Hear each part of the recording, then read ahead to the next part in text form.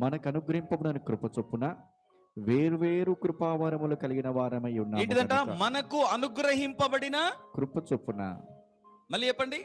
మనకు అనుగ్రహింపబడిన కృప కృప చొప్పున చొప్పున వేరు వేరు వేరు కృపావరాలు ఉన్నాయంట. ఆమేన్. కృపావరాలు కృప ద్వారా ఇవ్వబడ్డాయి. ఆమేన్. నా గొప్పతనాన్ని బట్టి, నా ఉపవాసములను బట్టి, నా ప్రార్థనలను బట్టి ఇవ్వబడలేదు. పరిశుద్ధాత్మనికి నచ్చింది, ఇదిగో ఈ కృపావరం నీకు ఇవ్వాలి, ఈ కృపావరం నీకు ఇవ్వాలి, ఈ కృపావరం నీకు ఇస్తే అది సంఘానికి ఉపయోగపడుతుంది, ఈ కృపావరం నీకు ఇస్తే దేవునికి మహిమ వస్తుంది అని చెప్పేసి దేవుడు కృపావరాలను విభజించి ఇచ్చుచున్నాడు ప్రతివానికి. ప్రతివానికి అని చెప్పండి, గట్టిగా చెప్పాలి. ఆ వెనక ఇద్దరు కూర్చున్నారు, మాకేం సంబంధం లేదు అనుకోవడానికి లేదు. ప్రతి వారికి విభజించి ఇవ్వబడింది